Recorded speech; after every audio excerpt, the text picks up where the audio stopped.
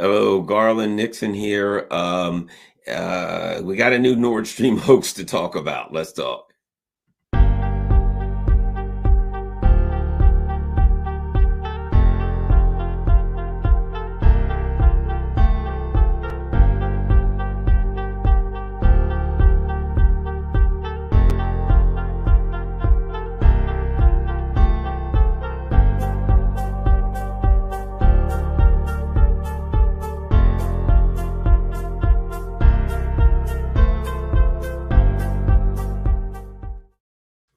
Hello, Garland Nixon here, and well, very interesting. We got a new Nord Stream story to talk about. Let's review this a little bit. Let's go over this thing and see what we can make of it. I decided I saw it and I'm like, I gotta come on and talk about it because let's face it, it's all in the hat, man. All you got to do is read the hat here. It's all right there. Biden bomb Nord Stream. But let's see what we can learn from this latest hoax. We'll flesh this thing out together. So what happens? Last September 22nd or so, Nord Stream blows. We all know the background. We've got a number of people in the Biden administration threatening Nord Stream. Dan Cohen did a great video where he showed not only Biden, and this tells us a lot, he showed not only Joe Biden threatening Nord Stream, but a number of members of Congress saying it has to be stopped. What we got from Dan Cohen's video, and at Dan Cohen 3000 is where you can go follow him and you can see his video. And what we learned from that, and this is important, I think, in the scheme of things. What we learned from that is that there was tremendous support on Capitol Hill for the attack on Nord Stream, because I'd heard about Victoria Nuland, I'd heard about even Ted Cruz, I'd heard about Joe Biden, all of these people saying, Nord Stream has to be stopped. We got to do something about Nord Stream. And it makes sense with Ted Cruz because he's from Texas and they're doing all of the, gas and oil and stuff. They're set to make a lot of money. Okay. But when I watched that video, I saw a number of other, albeit hawkish Congress members that you would expect to be hawkish, but they were also saying, we've got to stop it. Something needs to be done. Two things about that. The first is, it clearly showed that these people are arrogant imperialists, that they believe that the United States, let's face it, that they know that the European countries are vassal states, that they have to take our orders, and that also that they're thugs, that they're knuckle dragging thugs, that they're gangsters, because the position is we have to tell them not to do this. They have to stop it. We don't want that. We don't want that to happen. We got to do something about it. Germany can't do that. In other words, a recognition all over Capitol Hill, what? That Germany does not have sovereignty, that Germany doesn't have independence, that we have a right to tell them what to do. Now, I'll add something else to this. Recently, there was an article about Ted Cruz's comments on Brazil. Same type of thing. Brazil decided that they were going to allow a couple of Iranian Navy ships to dock in Rio de Janeiro in one of their deep water ports. It's their country. They have a right to let anybody they want. If an alien flies in from the planet Meebzorb and they say, hey, Lula, mind if we dock our spaceship at your port? It's their port. They have a right to say, dock away, right? But Ted Cruz said, no, what are they doing? They can't do that. We should sanction Brazil, sanction everything to do with the port. Anybody that has to do that, we should launch crippling sanctions, right? He actually used the term crippling sanctions. Again, what does that show? That's Rubio. That's the rules-based international order. The world is a hierarchy and the United States is in charge of everything. And we can say, on one hand, Taiwan and Ukraine are sovereign nations.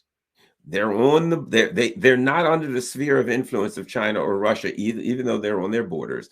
And as sovereign nations, if they choose to have the United States build bases there, arm them, put missiles, put all of the military hardware they want, they're independent sovereign nations. They have a right to do that, even though they're on Russia and China's border. And in fact, in the case of Taiwan, it's actually in China. But the U.S. says they have a right. We can pump all the weapons we want, all the missiles we want. We can arm them. We can give them money. We can give them everything we want. They got a right to do that. But Brazil doesn't have a right to allow Iranian ships to throw their lines around their dock and tie up at their piers. That's the rules-based international order. It's a hierarchy, and the United States has a right to tell everybody around the world what they can and can't do. There's the contradiction. And the reality is the world is getting sick of that crap, and they're saying we're tired of it. No. So basically, what the world is saying, you've got to sanction everybody. Then sanction everybody. Everybody's going to do what they want. Just sanction us all. Crippling sanctions to every country in the world, front to bottom, top to bottom, crippling sanctions for us all, and see how that works out for you. So let's continue. So the discussion on Capitol Hill was Brazil must be stopped. Now, you got to go backwards. You got to go all the way back. You can go back to 2015, 2016, 2018. In that time, I don't remember exactly what year it was, but there are recordings of Condoleezza Rice saying Europe has to get off Russian energy. So the decision, this is not new. The United States empire was basically saying, vassals, you got to get off Russian energy. I know it's in the best interest of you. I've got a book right over there. Let me grab it so you can see it while I'm here. Oh, man, I'm getting out of the picture. That's probably not a good idea, but I'm doing it anyway. Okay, here's a book. It's written by Tony Blinken, Ally versus Ally. It was written in 1987, and it is Tony Blinken talking about that very issue, about our allies. Think about that, ally versus ally. In that book, he talked about the issue of a U.S. ally that wants to get oil and have pipelines from the Soviet Union, and they didn't like it. And he had all the discussions. Let me read a couple things for those of you. Let me read a couple passages from Tony. This is the perfect place. This is the perfect time to read a few passages if I can find it. Here we go. For a number of influential policymakers, the time seemed opportune to engage the Soviet Union in a round of economic warfare, regardless of the price that might have to be paid by the economies of Western Europe and the American business community, which would be excluded from Soviet bloc markets. So what he's talking about that back then is saying, look, the policymakers decided we're going to take action against the Soviet Union, even though, as he said, listen to this, regardless of the price that might have to be paid by the economies of Western Europe and the American business community. So what he's saying is we just as soon screw the Americans and the people and the Americans. They don't give a crap about us. Again, he says, in short, the pipeline should not be built because it was incompatible with the policy of trade denial that Washington sought to implement against the Soviet Union. Back then, Tony Blinken, this is Tony Blinken's book. He's saying basically that Europe was trying to build a pipeline to Russia because they could get cheap energy. And he was saying it shouldn't be built. And why did he say, in short, the pipeline should not be built because it was incompatible with the policy of trade denial that Washington sought to implement against the Soviet Union. Trade denial. We don't care if it helps Europe. We don't want the Soviet Union to be able to trade with Europe or anyone. Let me read some more. The Europeans' view on trade relations with the USSR owes much to their geographic proximity to the country and their role as a natural economic complement to the East. So what is he saying? The Europeans, they're looking at trade relations with Russia, and this is Tony Blinken's book. They're looking at trade relations with Russia based on the fact that it's just natural. You got a market here. They got energy there. It makes sense. That's how you're looking on it, right? Washington could not simply, so he's talking about how they stopped it. How they could stop the pipeline from being built that would help both the USSR and Europe. He says Washington could not simply order that the contracts be canceled. Listen to this. A cogent reason to take action was needed. So what's he saying? Back then, they wanted to stop the pipelines going from Europe. And he said, look, we couldn't just say order them to stop it. We had to come up with some bullcrap. We needed a lie. He also goes on to say, Defense Department and NSC strategists whose aim was to stop the pipeline sought to make the embargo as broad as possible. So the bottom line is this: they were doing an embargo against the Soviet Union, and they were making lies. They were telling lies about what it was for, but in reality, they were trying to make it really, really broad so that they could use this embargo as an excuse to stop the pipeline. Okay, so what we're looking at is, let me see if I see anything else to read from the here. I'm still working on the book. Bottom line is this: what we're looking at is Tony Blinken in 1987 wrote a book about this very, very thing. And what he basically said in that book was, the policymakers don't give a crap about the American business community, don't give a crap about how bad it's going to hurt the Europeans. We wanted to stop pipelines because we wanted to stop the energy flow from the Soviet Union to Europe, because our policy said we don't want to enrich the Soviet Union and Europe. Now think about what he's really saying. Isn't Europe's economy going to grow if they can get cheap energy? Wasn't the Soviet Union's economy going to grow? And the bottom line is this: the policymakers in Washington didn't want either one of them to grow because they would be a threat to the U.S. domination over, he says so in the book, it would be a threat to U.S. domination over Europe. So all of the lies that they're spreading about why they're doing this and that with Russia and pipelines, they're all lies. It's about, we want to dominate Europe. We want to keep Russia's economy down, and we want to keep Europe's economy down, because if their economies grow, they could be a threat to us. And right now, China's economy is growing. They got to be stopped. It's the whole idea is simply, anyone who has an economy that's growing, we must stop it. And in the instance of Russia and the EU, the difference is this: Russia knows that we're out to do them dirty. The people of Europe, sadly, sorry for their little blue and yellow flag waving stupid behinds, they believe that they're working with us and that they're allies. What's the name of his book? Ally versus ally. In other words, us against them.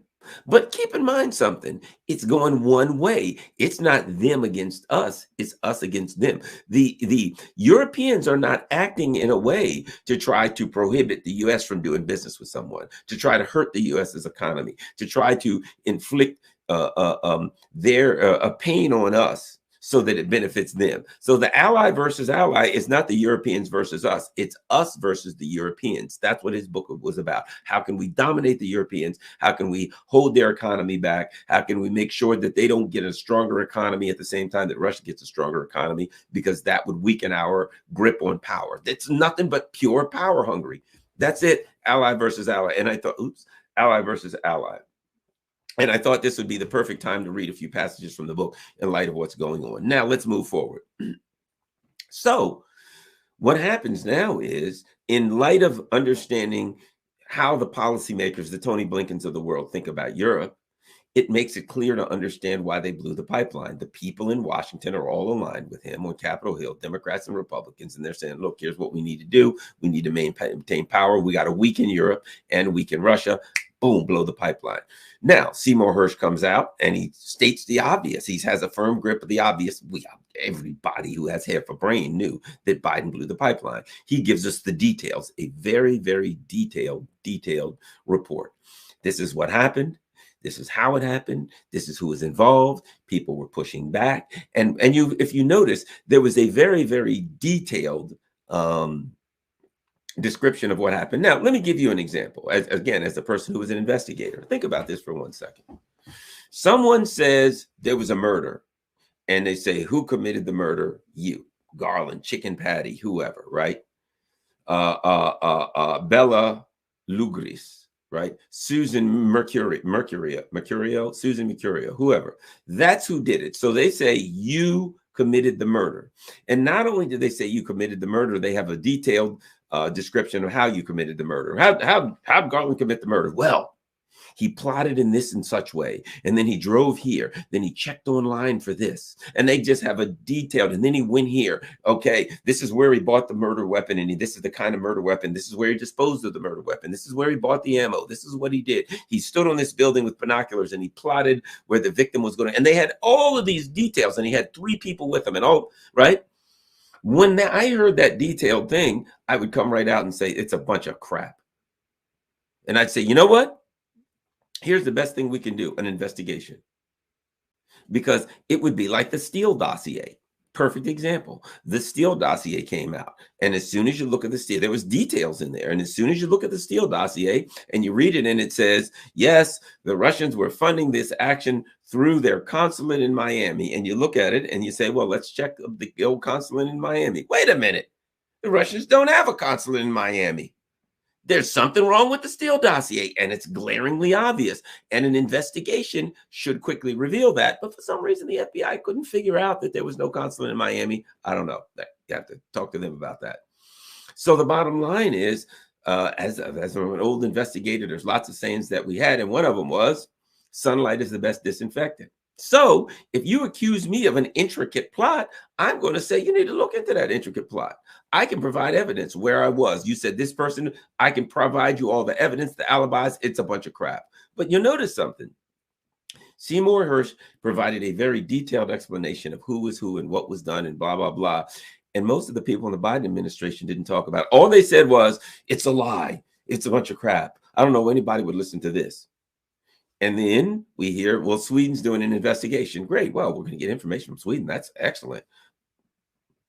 And Sweden says, we can't tell you anything because it would be a national security problem. So you did an investigation, you got information, but you can't tell us. Okay, well, tell your own legislature in Sweden. We can't tell them either. Tell the Germans. Oh, no, we can't possibly tell the Germans. Interesting. You're all in a military defensive alliance. One person in the alliance was attacked. Some other people do the investigation and they can't tell their own legislators what they found. They can't tell the country that was attacked what was found. They can't tell the media. They can't tell anything what was found. Sweden, and they say it would be a national security issue. Now, out comes Seymour Hersh's article, and we find out that Sweden, the people who are doing the investigation, are implicated in this thing. They're implicated as having been told something. We don't know what, but they're implicated in this. And they're doing an investigation, and they can't release any results from the investigation because it would be a threat to their national security. Isn't that interesting? So this goes down, and the U.S., the only thing they say is it's a fiction. They didn't say, well, we can prove this. Oh, this is pretty ridiculous. It's a lie. Yeah, sure, look into it. Now, the Russians and Chinese and even the Hungarians, some various other countries go to the UNSC, the United Nations Security Council, and they say, look, we need an investigation. And the Americans and the Brits push back. They don't want an investigation.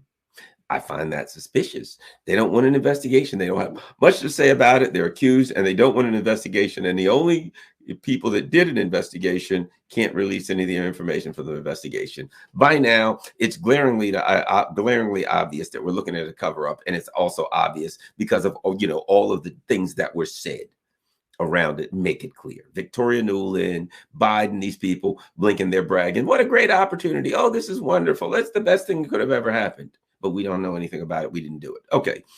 It's also some of the countries make it clear, well, it looks like it had to be a state actor because of the level of sophistication of the attack. Well, whoever did this, I think we know who, they had to have the layout of the pipeline so they knew the area where it was the most shallow, right? Which was about 80 meters at where it was the most shallow, which is still very, very deep for diving. Now, we have a steel pipe that is that around the steel pipe, you have, I'm not sure if it's 5 inches, but here's what you have. Around the steel pipe, you have concrete that is reinforced by steel rebar, right? So you got a steel pipe, concrete reinforced by steel rebar. So apparently whoever did this went down, cut away the concrete, and then attached at 240 feet, 250 feet, right? Cut away the concrete and attached upwards of 1,000 kilograms of C4 plastic explosive in about 4 different places. And then remote detonated it. Now, whoever did this also was able to evade in one of the most highly patrolled areas, bodies of water on Earth, the Baltic Sea, was able to evade radar. They were able to evade satellite detection, all of this kind of stuff. They were able to do all of that. Then they were able to hang around in these areas for many, many hours doing their work. And then they were able to remote detonate it. So it certainly sounds like the work of a state actor. Everything points to the U.S. The U.S. said they were going to do it. It requires a high level of sophistication. And then after the U.S. did it, they bragged about how wonderful it was. And it requires a level of sophistication that would implicate a state actor. And then Seymour Hersh comes out and writes the details about what happened, and the U.S. just kind of snubs their nose. Yeah, it's fiction. We're not talking about it. So put all that together. Now we get here, and what happens? The New York Times has never covered the Seymour Hersh article. Even the Washington Post, the daily spook rag, the CIA trade rag that it is, even they covered it, even if it was a little bit of a cover over, but they covered it, and they even had a link to the actual document, to the Substack of Seymour Hersh. The New York Times never covered Seymour Hersh's article, and now they come out with an article and they say, we got it. We know who it was. And where did they get the information from? In Seymour Hersh's article, he accused, in his article, basically, he accused U.S. intelligence of being involved. So the New York Times writes an article. So the U.S. intelligence agency stands accused. The New York Times releases an article and says, according to the U.S. intelligence agency, this is our position. This is what they think happened. This is what they believe happened. But keep in mind something. These are the people that stand accused. And the New York Times then ran with that as though it was a credible assertion. They didn't say, well, these people stand accused, so maybe we shouldn't quite believe the people who are stand accused of doing it. And the information came from anonymous intelligence officials. So we don't know who they are. We just know they're in the intelligence community, and we know that they stand accused of the crime. And the New York Times never ever covered the actual assertions that were made by against them. Only their word, which again shows you where U.S. media is today in the United States. That we don't have media. Don't mistakenly call the New York Times a media outlet. It is a U.S. government megaphone.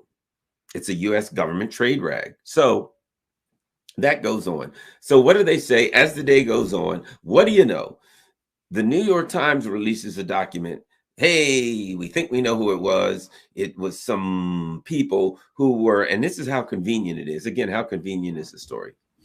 They're pro-Ukrainian partisans, people who love Ukraine, but they're not connected to the Ukrainian government. Well, here's my question. If you don't know who they are, how do you know they're not connected to the Ukrainian government? Well, we're trying to figure out who it was. And whoever did it, we think they're pro-Ukrainian. Well, let's start here. What makes you think they're pro-Ukrainian? Maybe they're just terrorists. Maybe they're just saboteurs. What makes you think they're pro-Ukrainian? Did they yell Slava Ukraine when they blew it up? So they're putting some things out here that's very interesting about the picture.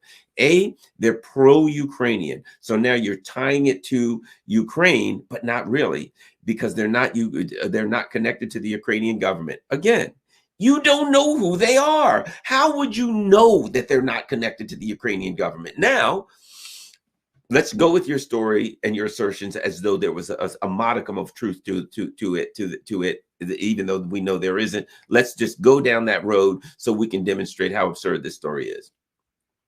Somebody committed a crime and you don't know who it is, but you know that they are pro-Ukrainian, and you know that these pro-Ukrainian people aren't connected to the Ukrainian government. How do you know that? And do you know, okay, then it comes out later on today, there were 6 people on a rented boat, but the people who rented them the boat weren't involved. They rented the boat, they went out there, 6 people, 2 divers, and they said there was a captain, there was a woman who was a doctor on board, there was 2 divers, right? And so you know how many people were, and they took this thing out. 2 divers. 2 divers went down in 4 different spots. Now, here's the next thing. They rented a boat and went out and did it. So what you're saying is they did it all in one day. They went out in one day, and 2 divers dove to a depth of 250 feet of 240 roughly feet, 80 meters, right? Dove to a depth of 80 meters. They transported 1,000 kilograms of C4 explosive to that. They chiseled through cement that was actually, that also had rebar connected to it. They then connected these bombs in 4 different places, all in one day with a rented boat. And then I guess at a later time, they somehow remote detonated them. These people were good, really, really good to not be a state actor and do that with a rented boat. Now, let me ask you this. A rented boat, 1,000 kilograms, 1,000 kilograms of explosives. What the hell kind of boat did they have? The Titanic? And 5 people just carried around 1,000 kilograms of explosives? 5 guys. One of them was a woman. So 4 guys, that's 5 guys. Just like, hey, here's 250 kilograms for you, 250 for you, 250 for you, and 250 for you. Carry them over, set them in the back of the boat. What are you going to do? I want you to take a couple 100 kilograms and swim it down 240 feet and tie it off to this big old pipe once you chisel through the pipe. 2 guys transported 1,000 kilograms, 250 feet down, and worked and did all this. We're supposed to believe that. Their story is preposterous, particularly in light of this. We're told that no evidence whatsoever, nothing, just it was 250 feet. And it's so convenient that they don't know who really, well, they don't know, have a lot of information on the people, but they know that they weren't connected to the Ukrainian government. Couldn't possibly have been. How do you know that? Now, what if I'm making up this cockamamie story? I would say, if somebody says, are they connected to the Ukrainian government? I'd say we don't know for sure. At this point, we don't have any indication who they are or are not connected to. We're still working on this. I wouldn't say they're not connected to the Ukrainian government, but then again, I'm not a blithering idiot. So these people came up with this idiotic story and went forward. Here's the thing, my first thought on this, and that is, it tells you the level of intelligence that we're working with in the people who now run the United States. Because think about this. You are in charge of whatever. You're in charge of the section in the CIA that's known as the Anonymous Intelligence Leakers section. That is what you do. You've got a thing over your door that says, Anonymous Leakers Section Commander Garland Nixon. That's what I do. They call the New York Times, call the Washington Post, whatever. We give them anonymous leaks. That's what we do. That's our job. We work with PR. We work with the White House. We come up with some bullcrap story, and we anonymously leak it to whoever our contact is, which is like pretty much the editor, most likely. Okay, and things are getting kind of hot. And the president and the White House and everybody's calling saying, guys, the jig is up. Things are not looking good. The cat's out of the bag. Somebody's leaked the whole kit and caboodle to Seymour Hersh, and it's all out there. What are we going to do? Right? Okay, fair enough. It's my job. I'm in the commander of the Division of Anonymous Leakers. My job is to come up with a story. What do you want to do? Garland, okay, I'm going to bring together my best minds and say, guys, we got to come up with a story. I don't know how good it's going to be, but White House says we got to come up with a story. Let's come up with a story, right? That makes sense, doesn't it? It may not be something that you see as the right thing to do, a good thing to do, an honest and just thing to do. No, it's criminal thuggery, but that's who these people are. So, being that that's my job, I now say, let's bring together some good minds and do it. All right, guys, what's the story? And somebody says, I got a plan. All right, go for it. Well, here's what we're going to say. There was 6 schleps on a friggin' rental boat, and they schlepped out to the middle of the Baltic Sea. 2 guys dove down 80 meters, 1,000 kilograms, tied it off, remote detonated it, done. And I'm going to be like, and who are these 2 people? Oh, here's the cover story. Ukrainian supporters. Of course, then I'm going to say, well, but if we tie this thing to the Ukrainian government, that's going to be a problem for us, because then, all of these states and governments are going to say, why should we support them when they're attacking us? Got you covered there, boss. They're going to be partisans. They're going to be Ukrainian supporters, but they're not going to be in any way connected to the Ukrainian government. In fact, the Ukrainian government will disown them, say, that's terrible. We'd never do such a thing to Germany. And thanks for the tanks, you idiots. I'd be like, yeah, everything works except for you got to take the you idiots part out. I know they're idiots. You know they're idiots, but we're not allowed to call idiots idiots. Okay, fair enough. So at that point, I'm going to say, well, it sounds like a good story except for one thing. And he's going to say, what? I'm going to say, you're fired. You're fired. You're an idiot. That's the stupidest story I have ever heard in my life. How you could come into this office and expect me to put forth an assertion so preposterous tells me you have no business working in here. Yet security, take that man and get him out of my office. I never want to see him again. He's the stupidest human being that I have ever met. That's what I would say, wouldn't you? If that were you and your job, I mean, now I'm not judging. I'm not judging. I'm not saying you do it. We all know it's wrong and we would disagree with it. But let's just be practical for a second. If your job is to come up with a bullshit story, I think just people in the chat could do better than that. There is nobody in the chat right now that couldn't come up with a better story than that. Nobody.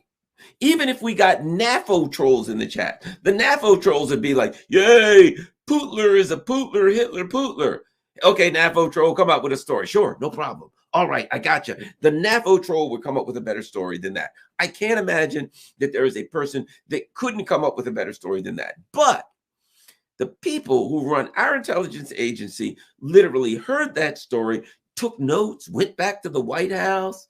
These idiots, Jake Sullivan and all of these other schlubs that actually committed the evil deed, reviewed it and said,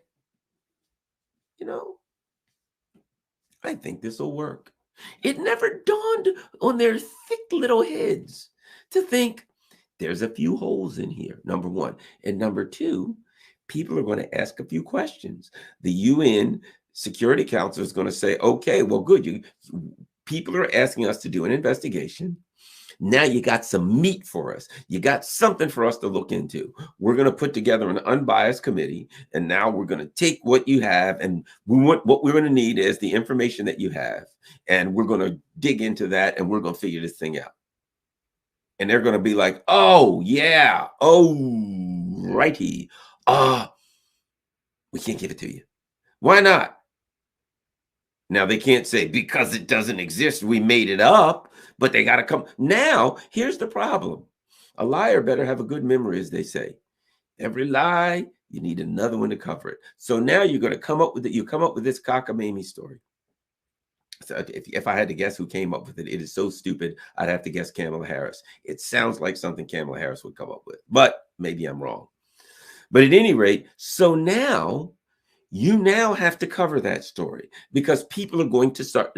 Remember, I'm an old investigator. You hand me an alibi. You hand me a story. What am I going to do? I'm going to start poking holes in it. Oh, okay. That's fine. What about this right here? What about that? I'm going to start looking through that and finding the weak spots and get you to justify them. And I'm going to ask you, produce something. Now, the New York Times is fine with anonymous intelligence officials. No problem with the New York Times. Half of their stories are from anonymous intelligence officials. So certainly they don't have a problem with it. However, The United Nations Security Council might desire a bit more, don't you think?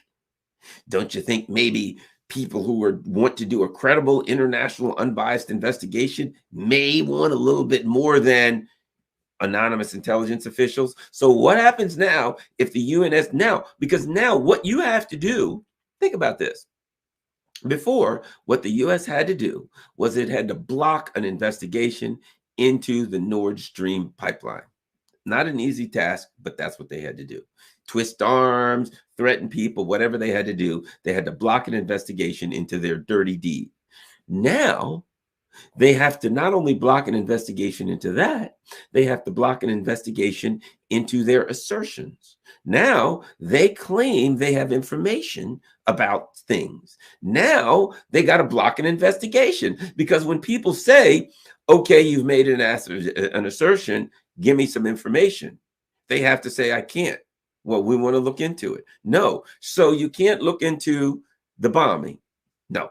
And you can't look into the investigation that I did about the bombing that came up with something, because what they're saying is we've been investigating it and we've come up with some things. Okay, can we look into your investigation? No. We don't need an investigation into Nord Stream, and we don't need to provide any information from the investigation that we did, because what they're saying is they have an ongoing investigation and they found some things. Okay, we got several people. Produce the people. Bring them forward. Oh, yeah, we found one of the guys. You know, he felt so bad, he committed suicide. But he left a note right here. And you read it's like, I did it. Signed, the perpetrator. Really? Yeah, that's an interesting note. Where's the guy again? Yeah, he shot himself in the back of the head 4 times, hung himself, then burned himself alive, and swallowed a grenade. Strange way to commit suicide. So you're going to have to now, and they're saying they know who it is. You're going to have to produce some people.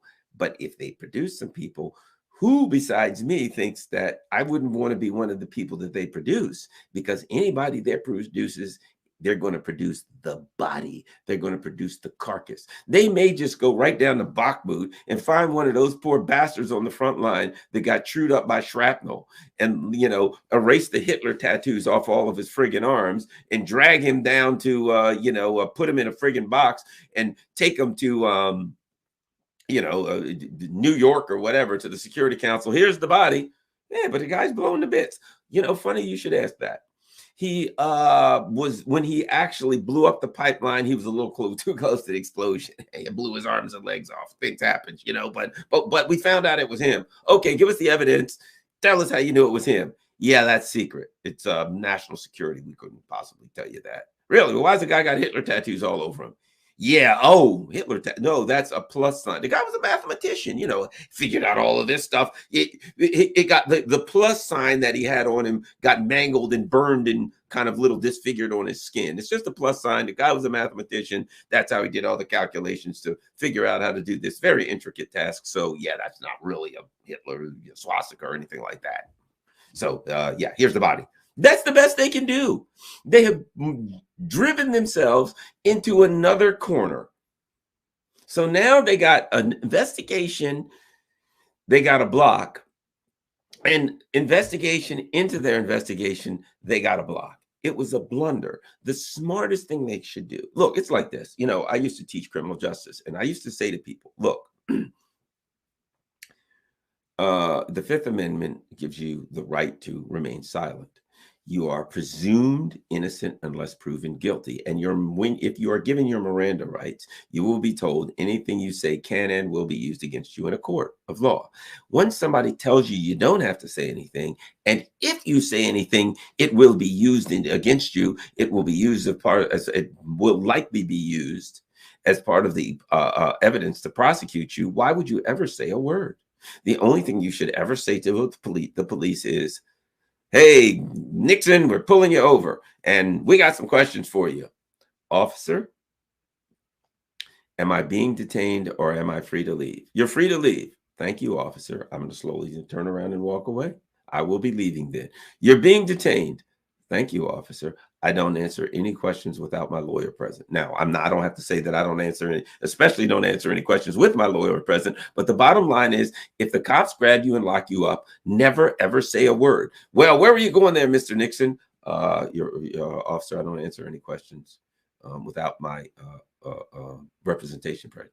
Well, what are you doing out this time of night, officer? I don't answer any questions without my lawyer present. Oh yeah, what's that in your seat? Officer, I don't ask any questions without my lawyer. That's it. I'm not answering any questions. It's a trap. It's always a trap. Where are you going? I'm going to my mother's house. Now, then they say, well, where's your mother live? Fourth and Elm. Fourth and Elm's that way. And you just told me you're going to your mother's house and you're going in the wrong direction. Well, if I'd have cut my mouth shut, they wouldn't have known. Where are you going? I don't answer any questions without my lawyer present, right? Keep in mind, why am I saying all of that? Because that's the smart thing to do. You don't say anything. You don't create a new trail of evidence, right? So as long as they kept their mouths shut, we all knew that they did it. It was obvious. But people had kind of stopped talking about it. It was like a matter of fact thing. Hey, you hear about the Nord Stream pipeline? Nah, they blew that damn. Biden blew it up. Look, I got hacked. Biden blew it up. Yeah, get out of here. Let's talk about the Wizards. Who won the Wizards game? Did you hear about the Knicks trade? We're talking about other stuff. People have kind of moved on. I mean, it's there. There's people asking questions, but it's not as big as it was a month ago. And what do these morons go and do? Just when they're trying to tamp it down and they're trying to do the best they can, they come up and they thrust it into the news again like idiots. These people are absolute morons. From the perspective of public relations, if I was their PR agent and they said, hey, we got a plan, we're going to come out with this, I'd say, shut up. No plans, no nothing. Shut up. Let this thing die a slow death. Don't keep talking about it. You can't help yourself by talking about it. You can help yourself by keeping your mouth shut. We're not talking about it. We'll never heard. If somebody says, so tell me there, President Biden, what about the Nord Stream pipeline? What? Pipe? Who? Nord? Never heard of it. Hey, look, let's talk about something else, right? Social Security. That's what you want to do. That would be my advice to them. And it would probably be your advice to them. But no.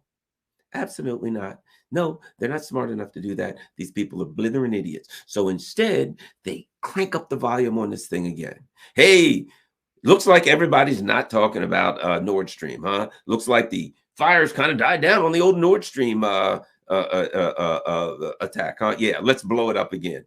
Let's take out the megaphone. Hey, let's put it in the New York Times and Deutsche Welle in Germany. Maybe the Germans haven't really thought as much as they should about what actually happened. Let's give them a cockamamie story that nobody in their right mind would believe. And then they'll be like, hey, that's a pretty absurd story. I think I'll believe it. That ain't the case, is it? Instead, you're screaming to the Germans, I have no respect for you. I will insult your intelligence. Who did it? My puppy did it.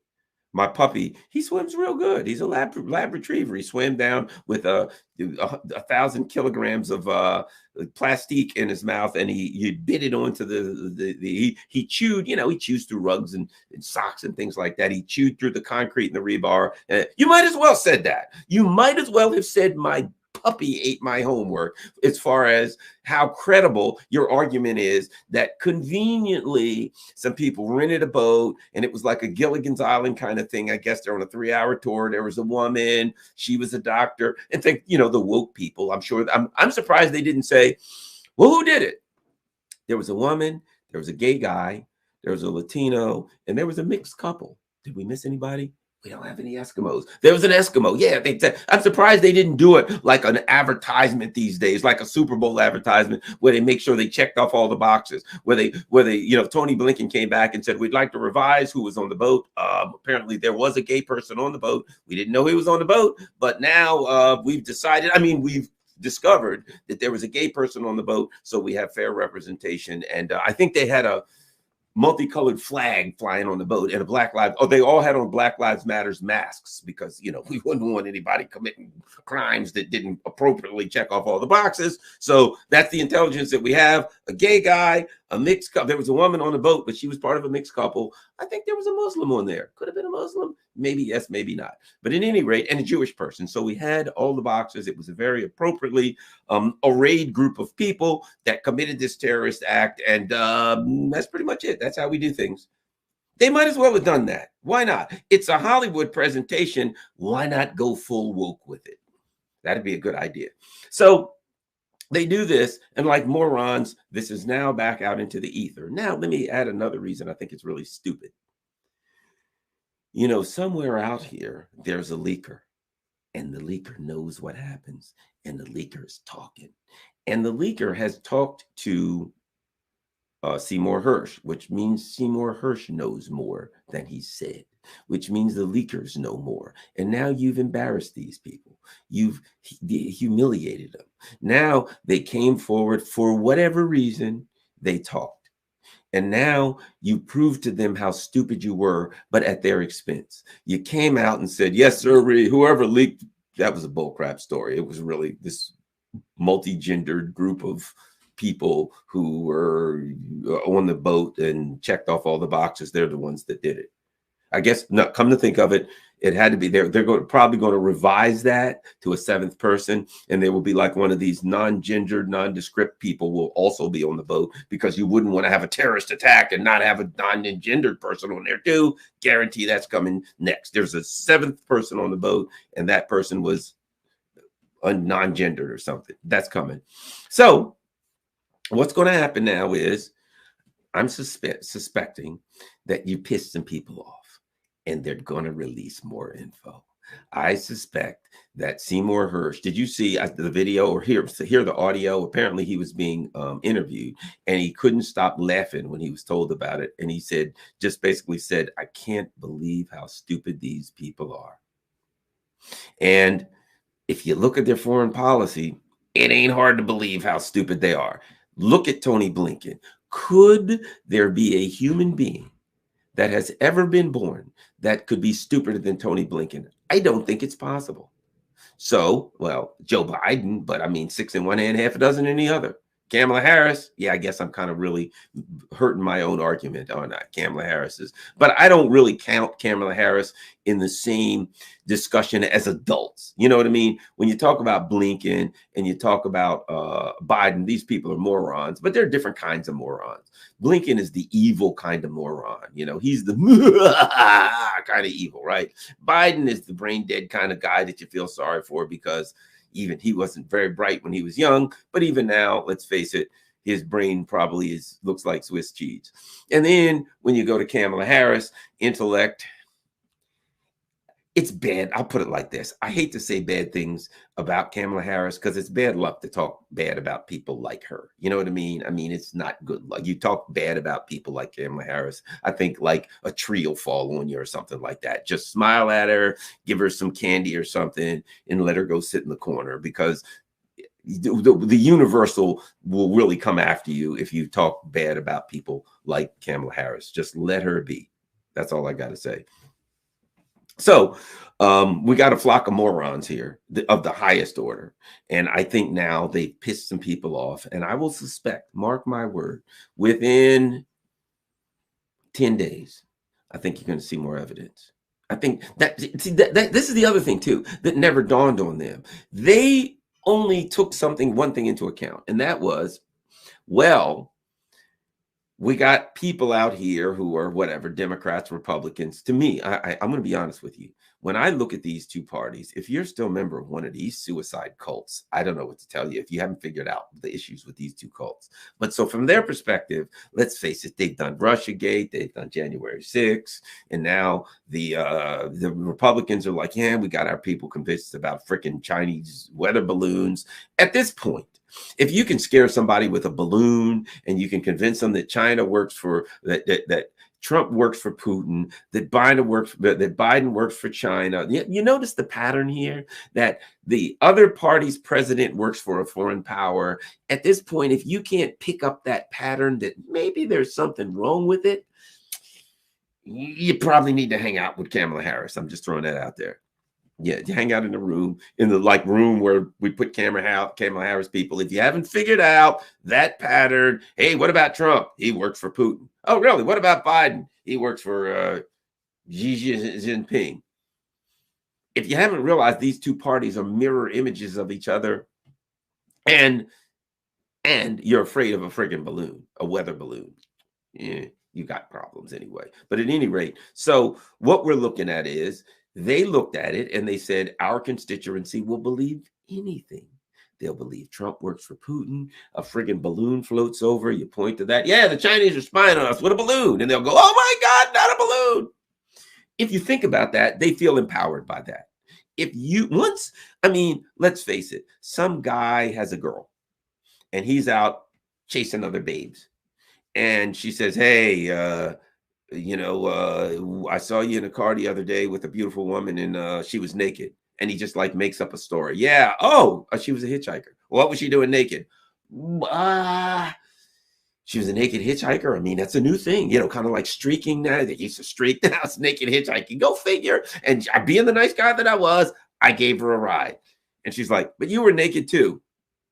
I didn't want her to feel bad. You know what I mean? I thought she'd be embarrassed. She doesn't have any clothes on. And I thought, well, she'll probably be embarrassed. So I'll take mine off too. So it was just, naked hitchhiker thing. I'm just trying to make her feel good. Now, if your girlfriend goes, yeah, that makes sense. At that point, you can tell her anything. That guy's like, no, really, no, you really believe it? She'd be like, yeah, that makes sense to me. He's like, oh, okay.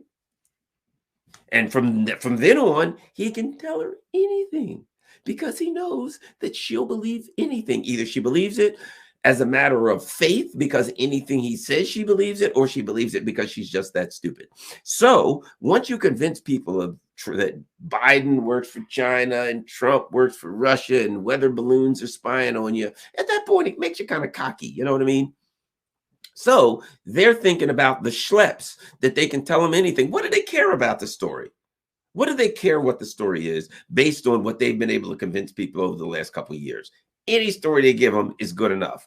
But they only thought about the schleps that will believe anything they tell them. They forgot there are other people out here. There's a universe now, and this is important.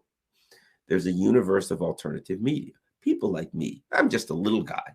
But Jimmy Dore, Redacted, George Galloway, I could go on and on. My favorite, the guys over at the Duran, Brian Berletic. I could go on and on and on and on.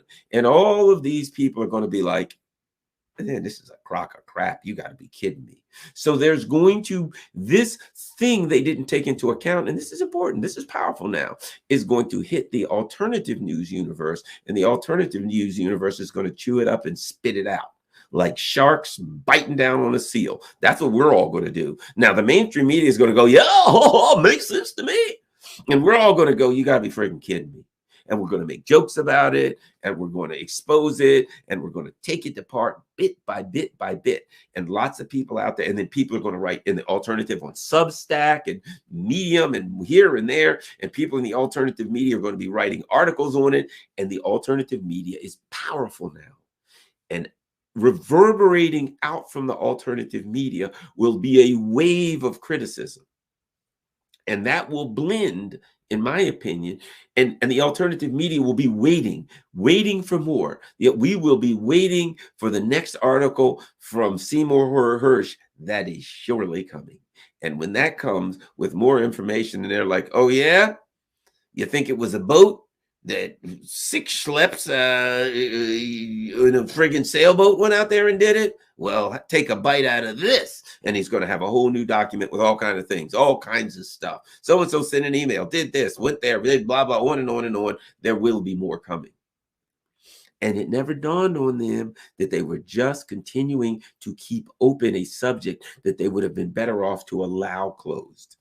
So the problem they have here is not in the US. In the US, yeah, because it'll just wake more people up. The problem really is going to be in Germany. The problem really is going to be in Europe, because these are the people that are going to be hurting the most from it. Here in the US, we ain't getting any of it, but the oligarchs here are making a fortune. But the people that they need to continue to support them, because they're taking every dime these people have and they're giving it to Raytheon and Lockheed Martin. They're raping and robbing them. They're taking their industry. They need these people to, shall we say, continue to buy in. God knows why they ever bought in, but whatever. They need them to continue to buy in. And this is going to severely impact their ability to maintain this buy-in. And as people don't buy in as much, they're going to be more likely to join the anti-war movement to push back. So this is going to reverberate all through the alternative media, and it's going to explode onto the scene. They're not going to know how to contain this. They are not going to know how to contain this, and there's going to be more coming. So this was a mistake. It was a blunder. Well, let me look and see what everybody has to say. We got maybe some super chats, maybe not. But we're going to look and see what we got in the way of super chats. I see some. All right. We always have good questions. Super chat. Let's start here. Can we get some gain of function for Biden? Yeah, that guy's his function is going in the wrong direction. Thank you, Bruce Moore. Thank you, Bruce. Charlotte May says, oh, thank you, Charlotte May from New Zealand. Wow, how cool is that? Thank you, Cheryl Y, M-Y-R. What is that? I don't know, Myanmar. Thank you, Gordon Osterhage. Thanks a lot, Gordon. We're going to continue to go. We're going to continue to look because I know there's some more super chats here because I saw them. But there's a, I saw some color. How about this? Nixon is part of my Real News Network, says J. Matz. Thank you very much. I never thought about that. There was the old Real News Network in Baltimore. I almost went to work for them years ago. But luckily I didn't, because what they wanted from me was not what I want to do. Wasn't U.S. leaving investigations to ally or COP? Well, you know, first of all, they don't have any allies.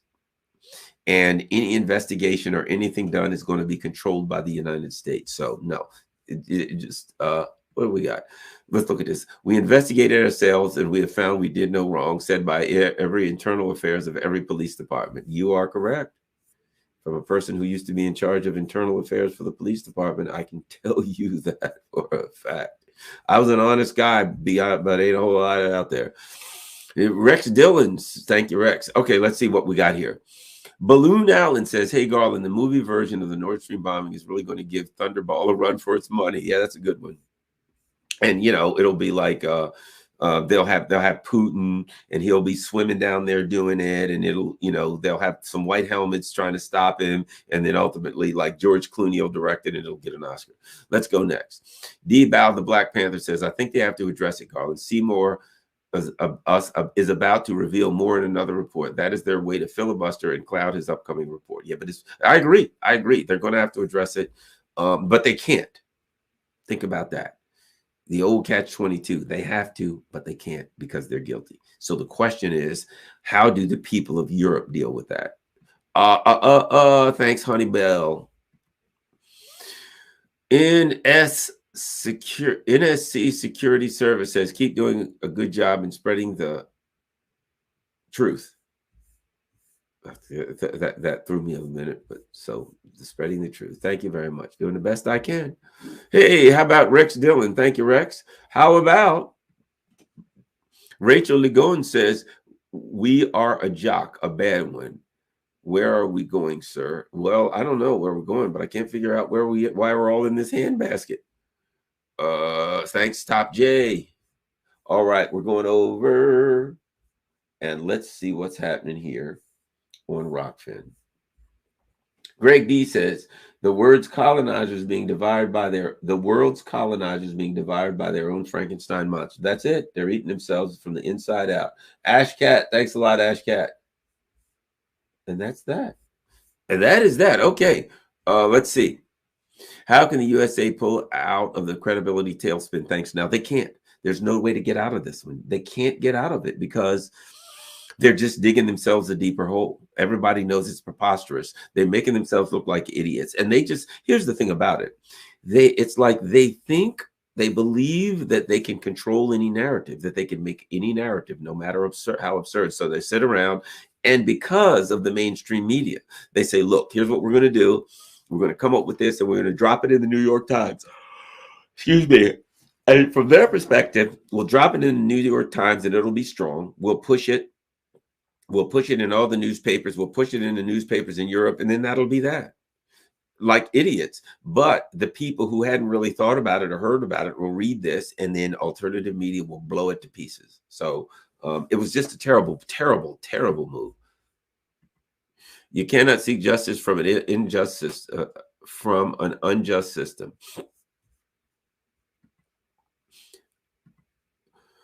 Okay, we already got that. These are all sequels of unaccountability. Let's see what we got here. What if this is the second step of the leakers to Hearst to take down Biden, et cetera? Get the Times to publish this back in the news, and the never-ending cover-ups just saying easy to frame morons. I would disagree with you only because you'd have to be really stupid to do this, and this makes sense because the Biden people really are that stupid. So you'd have to be really, really stupid to do this, and the Biden people are stupid enough to do it. VS says, are they already shorting Ukraine project if they came up with pro-Ukrainian group, not with just unknown terrorists? I think here's what they got. They have to do this, and I'll tell you why. Who did it and why? They cannot come out and say that it's anyone in NATO that did it, because that undermines the idea that NATO is an alliance. They're all working together and they're looking for each other. So if anyone in NATO did it, then it's like, okay, there is no NATO, there is no alliance. Somebody in NATO attacked somebody else in NATO. They can't say that the government of Ukraine did it, because how can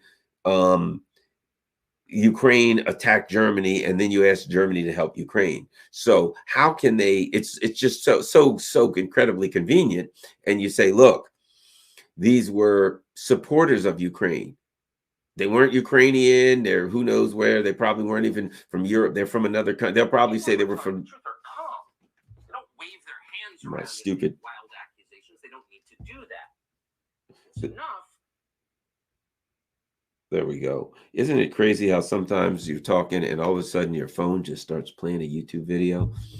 But at any rate, that's the other part about this story. It's too convenient. Anybody that it could be embarrassing if it was somebody from NATO. Then how do you explain that NATO is an alliance if it's somebody from a representative NATO? So you can't have that. It can't be a member of somebody connected to the Ukrainian government, because then how do you say NATO is Germany? You're supposed to support Ukraine while Ukraine's attacking you. So now you say it is some entity out there that's neither. Think about how convenient this is. It's neither NATO, the people that did that, nor are they Ukraine. They're just individuals connected to nobody, floating in the ether with no connections to Ukraine. You notice they said they're not, the Ukrainian government didn't know anything about this. How do you know that? How do you know that the Ukrainian government didn't know anything about it? Why? Because they told you they didn't know anything about it. So there's nobody in the, and how big is the Ukrainian government? And they couldn't possibly have lied to you. We know they didn't, that nobody knew. Why? Because they told us. That's all it takes for you to conclude that the Ukrainian government wasn't connected. The only thing you need is for them to say we didn't do it. And how do you know if you don't know all the people that did it and you haven't checked all of their connections and their emails and their texts and where they were and everything and all of that? If you haven't done all of that, how do you so early at the very beginning of the investigation? I was an investigator. I was a commander of the investigations division. At the very beginning, at the start of the investigation, you can come to conclusions. You see, my friends, as an investigator, you come to conclusions at the conclusion of the investigation. At the end of the investigation, people say, who are they connected to? Okay, we now know who they were and weren't connected to. When you first pick up the suspect, you haven't even picked up the suspect. You barely have suspects. What do you know? We think it was some men and maybe some women. Maybe not. I don't know. You sure? Do you know who it is? Not really, but we kind of got an idea. Okay, you know who they were connected to? No, but we know they definitely, unequivocally, there is no possibility that this group of people, whoever they are, God knows we don't have a clue where they are, what they've done. We haven't had time to look into anything about them whatsoever, but we know beyond a reasonable doubt, to a moral certainty, there's no way they were connected to the Ukrainian government. Tell me what sense that makes. Absolutely none. Absolutely none. A beginning investigator would know better than to say, at the beginning of the investigation, I've made a very significant conclusion about this investigation when I haven't even interviewed the suspect yet. How do you know that you won't pick up the suspect and bring him in and say, okay, tell me what happened? I was on the phone with Zelensky and he told me to do it. You don't know that until you interview him. They may just all get together. Why'd you do it? Well, we were in Zelensky's office saying, what do you think we should do? And he said, here's the 1,000 kilograms of C4, go blow up the pipeline. You don't know that they're not going to say that. You haven't picked them up and you haven't investigated them. You haven't interviewed and interrogated them yet. You don't know what they're going to say, but for some reason, very conveniently, you absolutely know that they weren't in any way connected to the Ukrainian government. One might be led to believe that you're full of crap, that you're saying that because they can't be connected, because your story won't work if they're connected to the Ukrainian government. So you have to concoct a story in which they're not. That's what one would be led to believe if one had a background in investigations, understanding that conclusions are made at the, listen to this word, at the conclusion of the investigation. All right, did I miss anybody else? I think that's it, gang. Oh, we got one more person. Okay. Will Hochstetler says, have you heard of Monkey Works on YouTube? No. Ex-Air Force tracks military flights across the world, tracked U.S. Navy P-8 over the area. The exact time periods of the bombing doesn't match Hirsch's article, makes a very definitive argument that U.S. actually did it. A very credible piece of info. Keep up the fantastic work. Thank you. I've heard about that. But here's the bottom line. It's clear. I don't need Monkey Works. I don't need any information, track info. We got all we need. We know who did it, and we know why they did it. All right. Thanks a lot, you all. Don't forget, get your story straight all off, and now go back to Germany and stick to it. There you go. Gang, who knows? Part of it might have been that, when Olaf got here, he might have said, guys, you're in the world's deep and serious guana. Really, why? The people in Germany don't believe that the Bundeswehr is beating me over the head. I don't know what we're going to do. This thing's falling apart. The people are in the streets. Guys, you got problems. I'm going back to Germany. I'm just here to tell you this thing's falling apart. He gets on a plane, goes back to Germany. Biden meets with his team. We got to come up with a story. Old Olaf just told me things are falling apart. And you know that guy's a schmuck. If he said they're falling apart, that means they're really falling apart. So that's the other possibility. He told them we got problems. And they said, Kamala, what do you got here? Oh, I don't know. A big country attacked a little country, and that's not good. Kamala, here's your squeezy toy. Go back and play in the little kid's room. We got a brilliant guy here like, I don't know, Tony Blinken. He'll come up with a really smart story because he's a real smart guy. And there we have the Tony Blinken story. So that's where we are now. Do we have something else?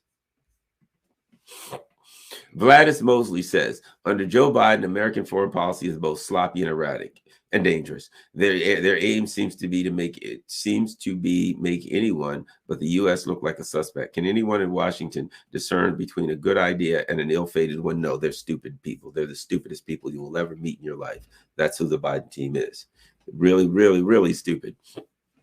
This person says, I use your videos frequently on situation updates. Thank you for all you do. God bless. Thank you very much. Certainly appreciate it. That's it. The last thing I'll say is this on the way out. There's lots of opportunity to help the channel. We got patreon.com/Garland Nixon. If you can do $3, $5, $10, $20, $1 million a month, whatever you can do is appreciated. Follow me on Telegram.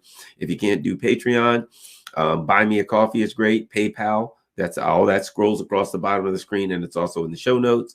My Cash App information is all there too. Certainly appreciate it. Rockfin.com/Garland Nixon. You know, I'm a big promoter of Rockfin. I believe that everybody on YouTube should have at least one alternative platform. Mine is Rockfin. It's free speech, so they don't censor me, and it doesn't cost anything, and they don't have advertisements. How awesome is that?